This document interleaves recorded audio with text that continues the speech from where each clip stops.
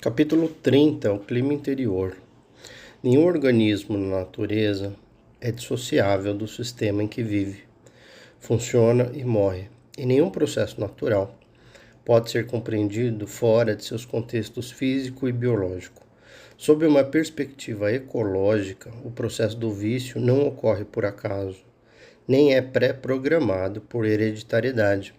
É um produto do desenvolvimento em determinados contextos e continua sendo mantido por fatores ambientais. A visão ecológica enxerga o vício como um processo mutável e em evolução que expressa uma interação vitalícia com o meio social e emocional de uma pessoa e o seu espaço psicológico interior. A cura, portanto, precisa levar em consideração o clima psicológico interior, as crenças, as memórias, os estados mentais e emoções que alimentam impulsos e comportamentos compulsivos, assim como o meio externo. Numa estrutura ecológica, o modelo para a recuperação de um vício não significa uma cura para uma doença, significa a criação de novos recursos, internos e externos, que podem oferecer maneiras diferentes e mais saudáveis de satisfazer as necessidades verdadeiras de uma pessoa. Também envolve o desenvolvimento de novos circuitos cerebrais que facilitem reações e comportamentos mais adaptativos. À primeira vista, pode parecer impossível uma mente problemática transformar a si mesma. Que abismo de incerteza, escreveu o romancista Marcel Proust, sempre que a mente se sente dominada por si mesma. Quando ela, aquela que tudo explora, é ao mesmo tempo a área sombria que deve ser explorada. Ou como disse um paciente com TOC, transtorno obsessivo compulsivo, na clínica Dr. Jeffrey Schwartz em Los Angeles, aquilo que buscamos é o que usamos para fazer a busca. Com essas observações sugerem, seria impossível se recuperar de um vício, se a vida mental de uma pessoa fosse determinada apenas por funções cerebrais automáticas e processos emocionais secretos, ou seja, que a gente não tem acesso consciente. Por mais poderoso que tudo isso seja, e por mais decisivo que seja para muitas pessoas em muitas circunstâncias, não é o único fator. Para nossa sorte, a mente é mais do que seus mecanismos automáticos, sistema límbico. E no fim das contas, o cérebro pode continuar se desenvolvendo ao longo da vida, neurogênese. Não apenas na infância, mas por toda a nossa existência, o cérebro funciona de acordo com o uso que fazemos dele. Por exemplo, é comprovado que uma parte do hipocampo, estrutura importante para a memória, é muito maior em taxistas de Londres. O aumento do tamanho correspondia aos anos que eles trafegavam pelo trânsito pesado da capital britânica. Nas palavras do neurologista Antônio Damasio, o design dos circuitos cerebrais continua mudando. Os circuitos não apenas são receptivos aos resultados da primeira experiência, como são repetidamente flexíveis e modificáveis por experiências contínuas ao longo da vida. Então, há duas formas de promover o desenvolvimento saudável do cérebro. Ambas são essenciais para curar um vício. Mudando o ambiente externo. E 2, mudando o ambiente interno. O cérebro mamífero, sistema límbico, parece ter a capacidade de permanecer responsivo ao enriquecimento ambiental até uma idade avançada. Quem explica a doutora Marianne Diamond, renomada pesquisadora neurocientista da Universidade da Califórnia em Berkeley. Em seu laboratório, ratos de diferentes idades foram mantidos em graus variados de isolamento social, de estímulo e de enriquecimento ambiental e nutricional. Autópsias mostravam que as camadas do córtex cerebral dos ratos ambientalmente favorecidos eram mais espessas, seus neurônios eram maiores e suas ramificações mais elaboradas, e seu suprimento de sangue mais farto, mais oxigenação. Os ratos privilegiados, que ultrapassavam a meia-idade, ainda conseguiam desenvolver ramificações, com quase o dobro de comprimento, após apenas 30 dias de tratamento diferenciado. Doutora Diamond relatou esses resultados em seus livros Árvores Maravilhosas da Mente e Enriching Heredity, Enriquecendo a Hereditariedade. Em qualquer idade estudada, escreveu ela, encontramos efeitos anatômicos gerados pelo enriquecimento ou pelo empobrecimento. A parte mais animadora foram os achados da doutora Diamond de que até o cérebro de animais desprovidos, antes do nascimento, ou prejudicados na infância, conseguiu compensar a perda com mudanças estruturais, quando as condições de vida foram melhoradas, enriquecidas. Sendo assim, escreveu ela, não devemos desistir das pessoas que começam a vida em circunstâncias muito desfavoráveis. O enriquecimento ambiental pode aprimorar o desenvolvimento cerebral delas também, dependendo do grau ou da severidade do estrago. Desde os estudos revolucionários de Marianne Diamond, o poder do enriquecimento ambiental para induzir o desenvolvimento positivo do cérebro foi demonstrado várias vezes. Por exemplo, ratos com condições de habitação melhores ganharam novas conexões cerebrais e um aumento de até 20% no tamanho do seu córtex. Nas palavras dos pesquisadores, uma mudança extraordinária.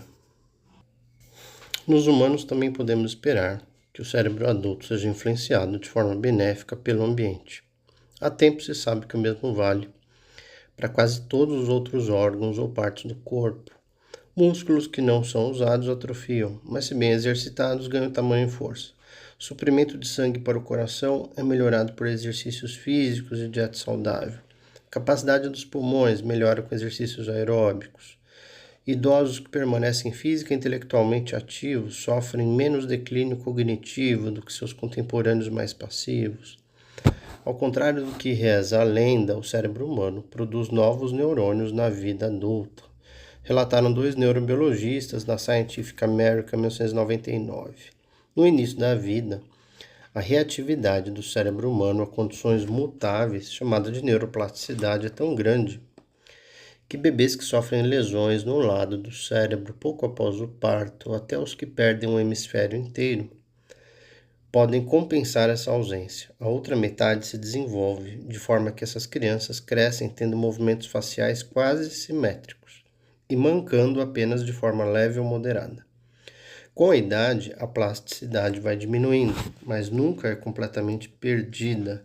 A adaptabilidade neurológica na vida adulta pode ser observada na recuperação de muitas pessoas após um derrame.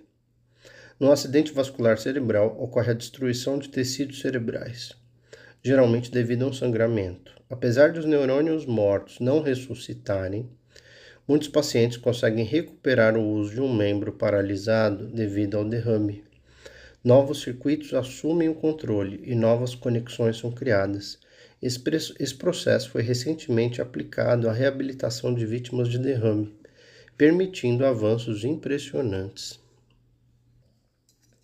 O trabalho do Dr. Jeffrey Schwartz e sua equipe na UCLA mostra que no cérebro de pessoas com transtorno obsessivo compulsivo, novos circuitos podem ser estabelecidos para se sobrepor aos que funcionam de forma ineficiente. Schwartz sugere, e concordo plenamente, que os métodos usados na UCLA podem ser adaptados para a cura de compulsões do vício. Não há mais dúvidas, escreve Schwartz, de que o cérebro se remodela ao longo da vida e retém a capacidade de se transformar, como resultado não apenas de fatores vivenciados de forma passiva, como ambientes enriquecidos, mas também de mudanças na maneira como nos comportamos e pensamos. Também não há dúvidas de que todo tratamento que explore o poder de mudança da mente sobre o cérebro envolve um esforço árduo pelos pacientes afligidos por um derrame, por uma depressão, por uma síndrome de Tourette ou TOC, para melhorar sua capacidade funcional, sua função cerebral. O esforço também é necessário por parte de qualquer pessoa viciada, principalmente porque suas compulsões a levam a comportamentos que, ao contrário de outras condições estressantes, prometem prazer e recompensas. É o sistema dopaminérgico. A atividade da mente, que consegue reprogramar circuitos debilitados do cérebro e alterar nossas reações emocionais e cerebrais disfuncionais, é um esforço mental consciente. Aquilo que Schwartz chama de força mental. Se a mudança de circunstâncias externas é capaz de alterar a fisiologia cerebral, o esforço mental também é. Intenção e atenção geram efeitos fisiológicos reais no cérebro, explica ele. Não é de surpreender que em estudos que analisam o efeito do esforço mental direcionado para a própria pessoa, a área ativada seja o córtex pré-frontal, o ápice do sistema do autocontrole emocional do cérebro. Essa também é uma área que, como aprendemos, causa dificuldade para os viciados. A atividade mental mais significativa para o desenvolvimento do autocontrole emocional já foi chamada de autoobservação imparcial pelos autores de um importante artigo publicado em 2005. A maneira como uma pessoa direciona sua atenção, isto é, propositalmente ou não, escrevem eles, afeta tanto o estado experiencial dela quanto o estado do seu cérebro. A percepção consciente consiste em direcionar o nosso foco, não apenas para o conteúdo dos nossos pensamentos, mas também para as emoções e os estados mentais que alimentam esses pensamentos. É estar ciente dos processos da mente, mesmo enquanto analisamos o material em que ela se baseia. A percepção consciente é fundamental para romper com os padrões automáticos que inundam a mente e o cérebro viciados.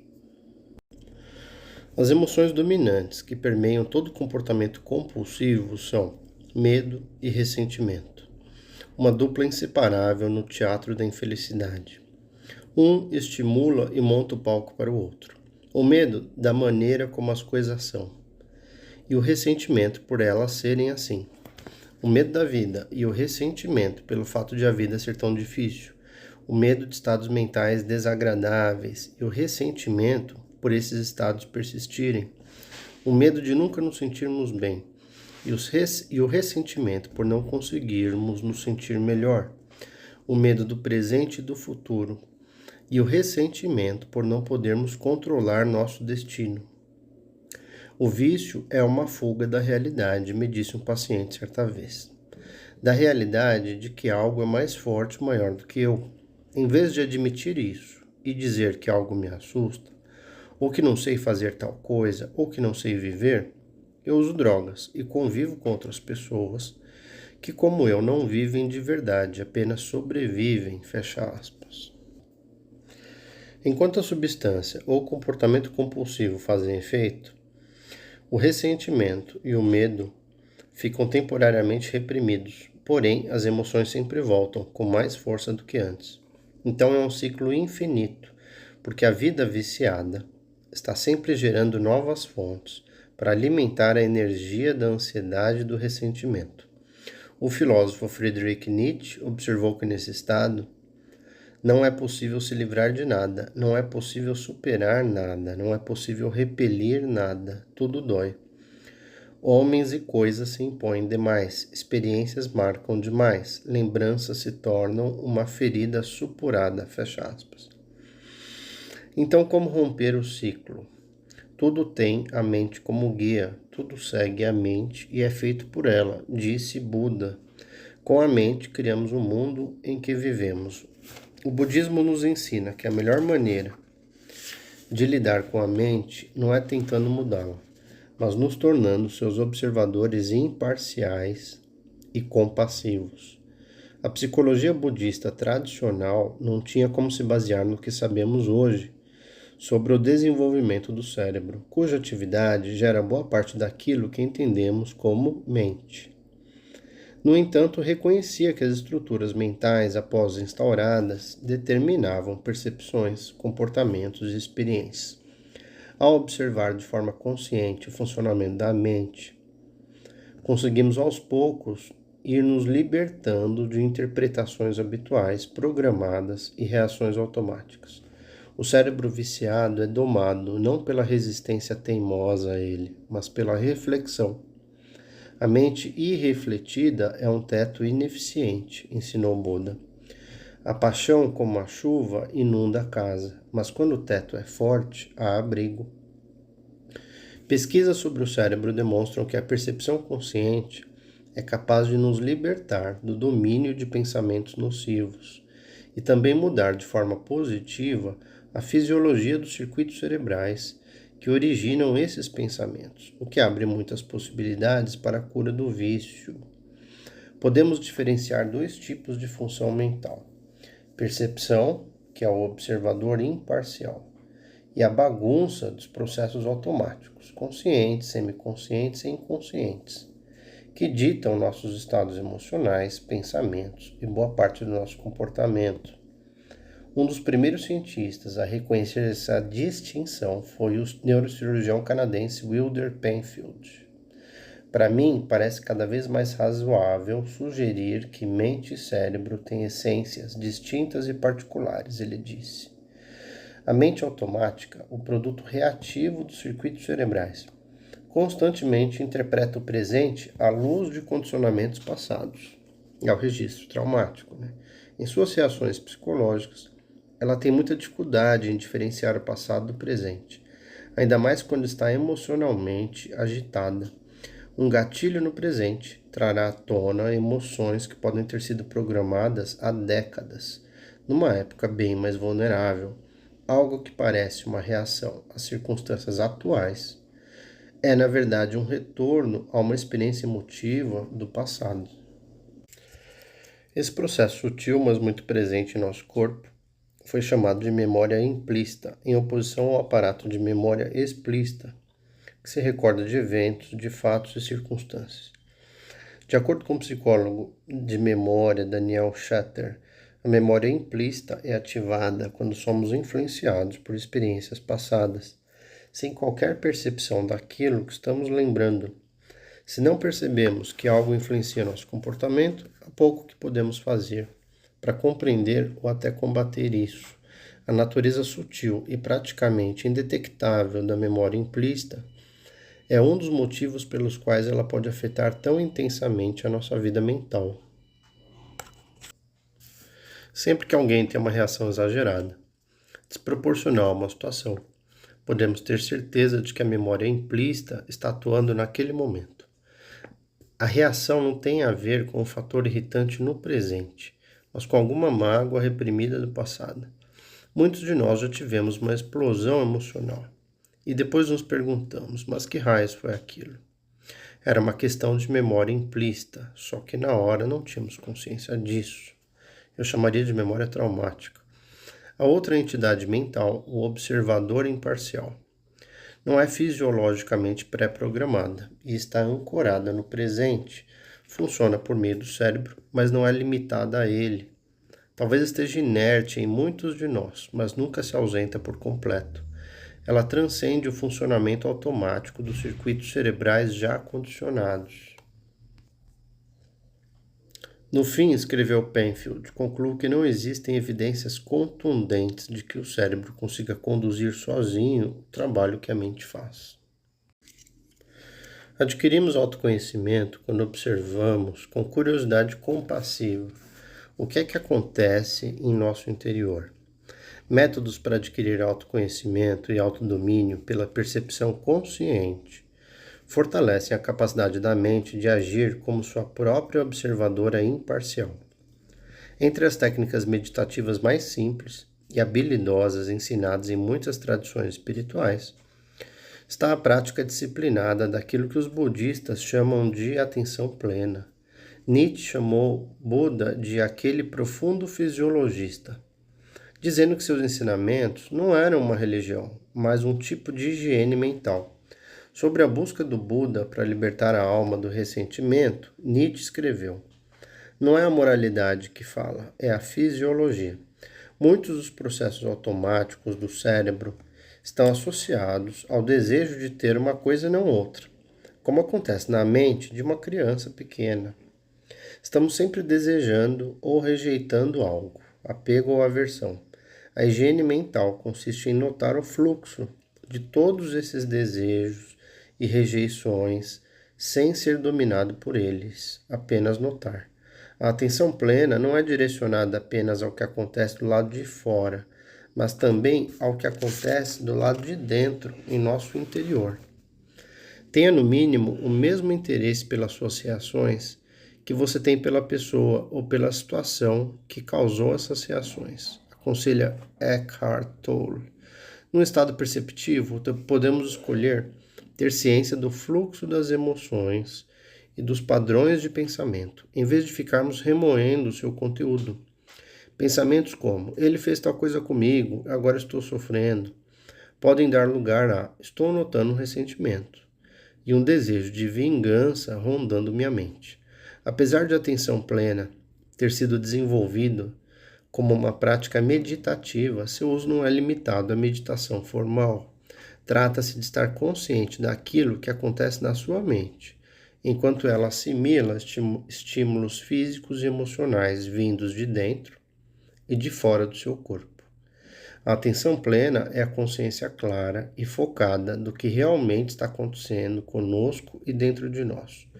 Escrevem os autores do artigo de 2005 que eu citei anteriormente. Ela se chama plena porque cuida apenas dos fatos percebidos pelos 5 sentidos físicos ou pela mente, e sem reagir a eles. A pessoa viciada raramente questiona a realidade do humor ou do sentimento desagradável do qual deseja fugir. Ela quase nunca analisa a perspectiva sob a qual sua mente vivencia e compreende o mundo e pela qual ela escuta e enxerga outras pessoas. Ela vive em constante estado de reatividade, de reagir, nem tanto em relação ao mundo, mas às suas interpretações do mundo. O estado interno, inquietante, não é examinado. O foco é apenas o lado de fora. O que o mundo pode me oferecer para que eu me sinta bem, mesmo que só por um instante? A atenção plena pode mostrar que esses estados de humor e esses sentimentos só têm significado e poder que permitimos que eles tenham. Com o tempo, percebemos que não precisamos fugir de nada. As situações talvez precisem mudar, mas não existe um inferno interior do qual precisemos escapar, nos entorpecendo ou estimulando nossa mente. Pessoas viciadas costumam dizer: não sei quem eu sou de verdade. Se o adicto tiver uma dificuldade acima do normal de manter um senso de identidade, é porque no cérebro dele os padrões de reação, as emoções e os pensamentos que criam essa noção de eu, de identidade, variam muito. Devido à regulação prejudicada de sensações de ânsia, ansiedade e angústia, que facilmente vem à tona, a mente viciada é volátil demais. As oscilações psicológicas e a variação entre extremos são maiores do que na maioria das pessoas. Padrões de pensamento e estados emocionais entram numa espiral. Parece que estamos à deriva. Na verdade, os comportamentos e substâncias viciantes são uma forma de tentar impor uma estrutura, um eixo. Muitos viciados em drogas ou comportamentos compulsivos se definem por meio de seus vícios e sentem-se sem chão e perdidos quando os abandonam. Eles temem abrir mão do vício, não apenas pelo alívio temporário que encontram, mas porque não entendem quem seriam de outra maneira. A atenção plena nos permite então sair desse fluxo constante de pensamentos, de reações, de emoções, de modo que possamos observar, entender e tomar decisões de forma mais consciente. Com ela conseguimos enxergar as muitas cenas individuais que compõem os filmes que criamos na nossa mente. O segredo para explorar o potencial transformador da atenção plena está em diferenciar as reações dos eventos que as causam. Algo que parece simples, mas não é. Escreve o psiquiatra e professor de meditação budista Mark Epstein. Abre aspas. Nossa mente passa boa parte do tempo num estado de reatividade, reagindo, Não refletimos sobre isso. Não questionamos nossas reações automáticas e acabamos à mercê de um mundo externo, frequentemente hostil e frustrante, ou de um mundo interno avassalador. Com a prática da atenção plena, deixamos de nos identificar automaticamente com o medo ou com a frustração e passamos a observá-los, com o mesmo interesse imparcial com que observamos tudo mais. Essa mudança pode trazer uma liberdade imensa. Em vez de fugir de emoções difíceis ou de se apegar a emoções agradáveis, o praticante de atenção plena se torna capaz de conter qualquer reação, abre espaço para ela, mas sem se identificar completamente. Fecha aspas. Considerando que o vício gira em torno de evitar ou buscar determinadas emoções, a atenção plena pode dissolver muitas das motivações que impulsionam a mente adicta, viciada. No próximo capítulo, defendo que enfrentar diretamente as emoções é uma boa tática para reduzir o estresse, o que pode parecer o oposto do conceito de atenção plena, que visa observar a natureza transitória e inconstante das nossas emoções. Na realidade, as duas ideias se resumem a observar com cuidado o que acontece na nossa mente, sem reprimir sentimentos, nem permitir que esses sentimentos nos dominem. Como vimos, experiências dolorosas no começo da vida programam tanto a neurofisiologia do vício, quanto os estados psicológicos inquietantes que o vício promete aliviar. Ainda assim, seres humanos capazes de direcionar a atenção consciente para os seus próprios processos mentais descobrem algo surpreendente, que não são os acontecimentos do passado que geram o nosso sofrimento atual, e sim a maneira como permitimos que eles definam como nos enxergamos e nos sentimos no presente. Uma pessoa pode sobreviver a uma surra, mas não será psicologicamente equilibrada se convencer a si mesma de que foi agredida porque mereceu, ou porque o mundo é cruel. Uma criança pode superar uma violência sexual, mas continuará debilitada, se por algum motivo acreditar que mereceu, ou até que provocou o abuso, muito comum em criança, né? Ela também não desenvolverá o respeito próprio na vida adulta. Se acreditar que só merece amor ou atenção quando explora sua sexualidade, casos de abuso sexual em crianças. Uma criança negligenciada pode ser impotente, mas o maior dano é causado quando ela desenvolve a crença de que a impotência é seu estado real e permanente no mundo. O maior estrago causado pela negligência, pelo trauma e pela perda emocional não é o sofrimento imediato, mas as distorções a longo prazo, que influenciam a maneira como essa criança interpretará o mundo e o seu lugar nele. Com muita frequência, essas crenças implícitas se tornam profecias autorrealizáveis. Buscamos o significado na interpretação inconsciente de eventos do passado, e então interpretamos nossas experiências atuais a partir dos significados que nós mesmos inventamos. Sem perceber, escrevemos a história do nosso futuro a partir de narrativas baseadas no passado. Apesar de minha mãe provavelmente ter salvado a minha vida, ao me mandar para longe dos perigos do gueto de Budapeste antes do meu primeiro aniversário, primeiro ano de vida, vivenciei esse evento da única maneira possível para um bebê. Vivenciei como um abandono. Isso me deixou com a sensação permanente que jamais devo me abrir emocionalmente, nem estar vulnerável. Quando Rai, minha mulher, me nega alguma coisa ou se comporta de forma que me desagrada, essa minha crença automática é que estou sendo rejeitado ou abandonado pela mulher de cujo amor eu preciso. Minha reação instantânea é me distanciar emocionalmente, me isolar. Essa é uma resposta comum de quem foi criança pequena que sofreu uma separação emocional ou física de seus pais. E o vício? O vício confere invulnerabilidade, porque nos permite aliviar a dor, o medo ou a carência por meio de comportamentos, objetos ou substâncias químicas sempre que quisermos. É uma forma de evitar a intimidade. A percepção consciente pode trazer à tona essas perspectivas há muito escondidas, baseadas no passado longínquo, para que elas deixem de moldar nossa visão de mundo hoje, no presente.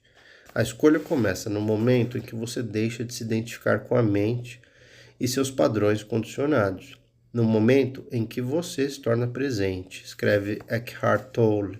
Até alcançar esse ponto, você estará vivendo, mas de forma inconsciente.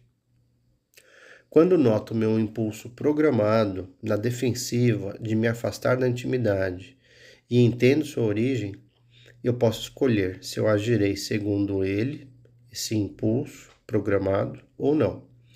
Se eu tiver um mínimo de sanidade, por que é que eu faria isso? Na percepção do presente, somos libertados do passado. Seu pior inimigo não pode machucá-lo tanto quanto seus próprios pensamentos, se eles não forem domados, disse Buda.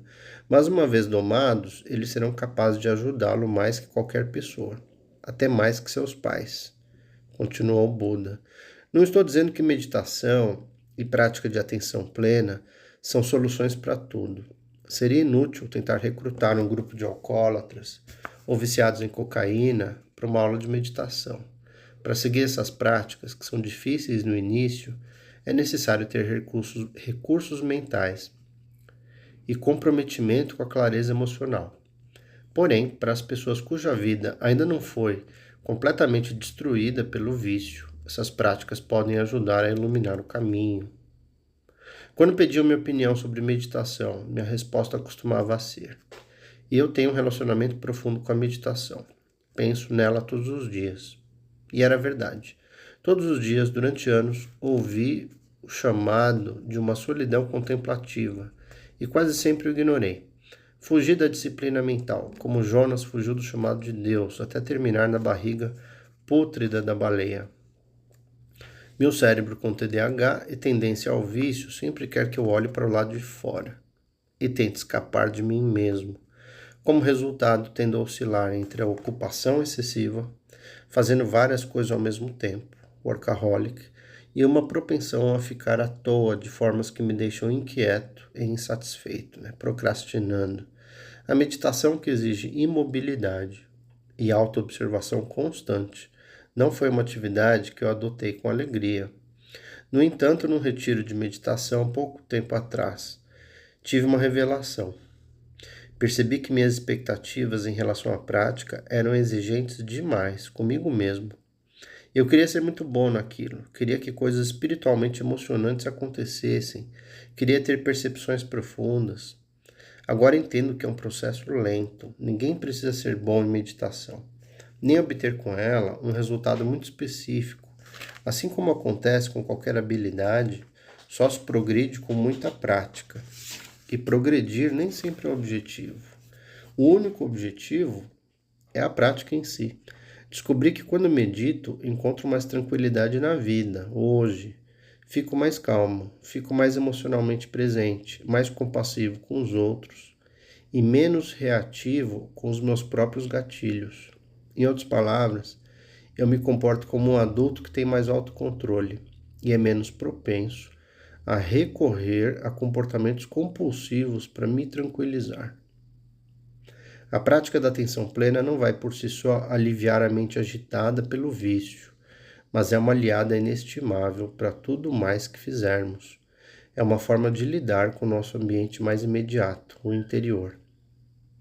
A atenção plena transforma o cérebro, afirma o psiquiatra e neurocientista Daniel Siegel.